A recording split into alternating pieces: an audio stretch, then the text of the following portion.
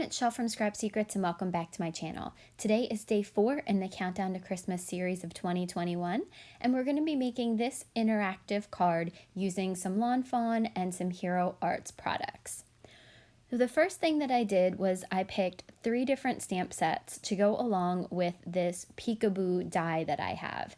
I'm using Lawn Fawn Tiny Winter Friends, Hero Arts Hero Greetings Christmas Messages, and then I'm going to add in the Lawn Fawn Car Critters Christmas add-on set as well because I need a couple more images.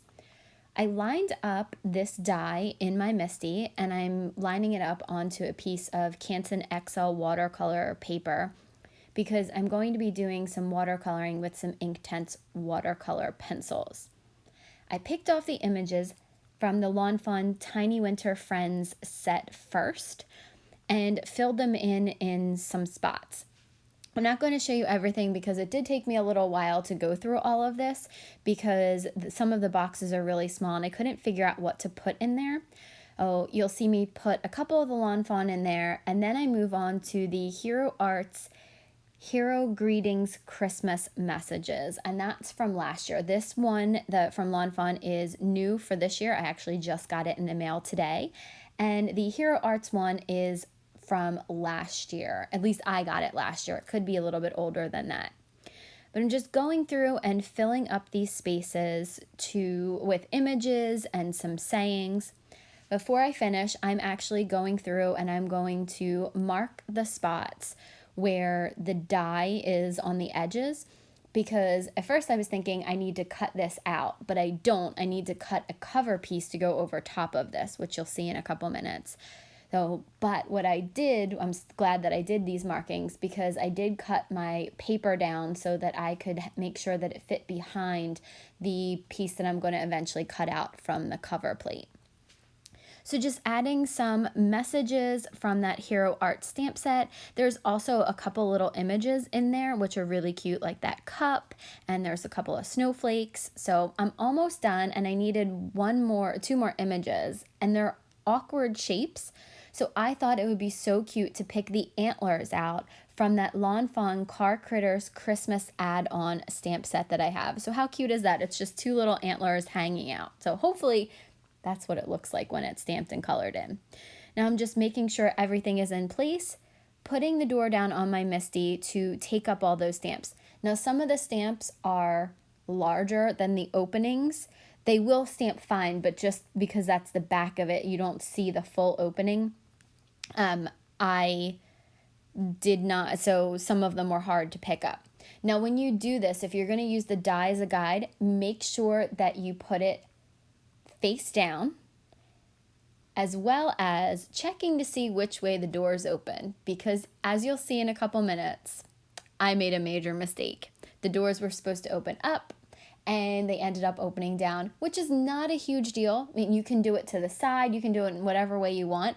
I really wanted the door flaps to open up, but it ends up that I didn't do it that way. So the first thing that I did was I stamped it with some MFT Grout Gray ink, thinking that I wanted to do some no-line watercoloring. Couldn't really see it, so I switched over to Catherine Pooler Midnight Ink and inked everything up with the exception of the holly leaves and the snowflakes because I wanted to do the snowflakes in a blue color. I ended up using Distress Oxide in Speckled Egg to stamp those ones. And what I did is because these are from different sets, the stamp thicknesses are a little bit different.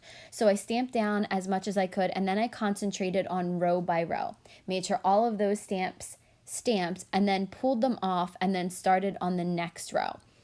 So as you can see, it was hard to get the impression here because again, they're from one's from Hero Arts and one set is from Lawn Fawn. So the clear stamps are different thicknesses. So finishing stamping this up, and then we're going to stamp in some MFT, I think it's Elf Green that I use for the holly leaves, and then like I said, Speckled Egg Distress Oxide to ink up those snowflake images. This is on Canson XL watercolor cardstock, so it has a little bit of texture to it. So sometimes you have to stamp multiple times, which is another great reason using MISTI. Plus, I had to make sure that they were stamping in the exact right places every time. So you'll see we did this a couple times because, again, it's hard to stamp on Canson XL watercolor cardstock. Now I'm going to let that dry for a couple minutes, and then I'm going to start coloring. So I use my Inktense watercolor pencils, which I absolutely love. It's my favorite way to watercolor. And I'm just laying a little bit of color down on that sled image and then pulling it out. That's generally how I start with watercoloring, and then I will switch to taking the brush, putting it in a little bit of water, picking up some color, and off the tip of the pencil, and then watercoloring this way. There's so many different ways that you can watercolor, and I find this to be the easiest. You can scribble it onto some, like the mat that I have underneath of this. You could scribble it onto there, you can pick it up off of the tip, or you can bring it to the paper and then pull it out with some water.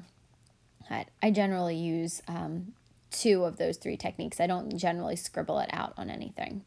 I didn't leave all of the coloring in because it's a lot of the same. It's small images. I'm not really doing any shading or blending.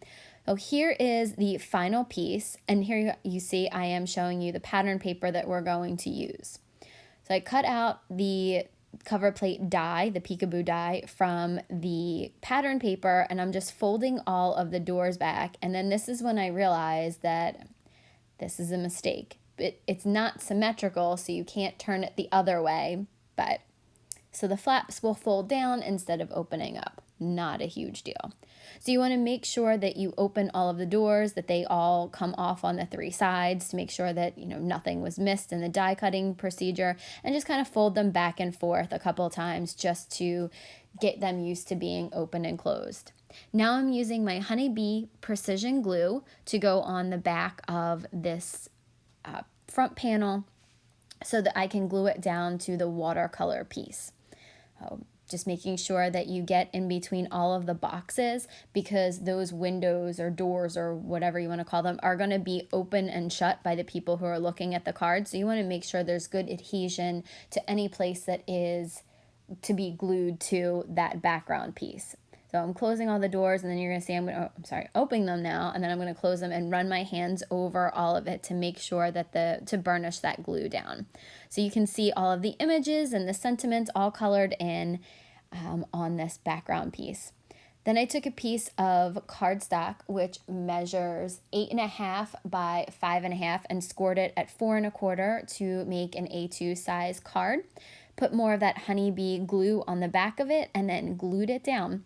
There is no sentiment that we're going to do. You can put one in later. I couldn't find one that I liked for this, and I wasn't sure who it was going to go to, so I'll probably do that at the end. But now I'm popping all of the doors open and showing you all of the images behind it, and I think it came out super cute.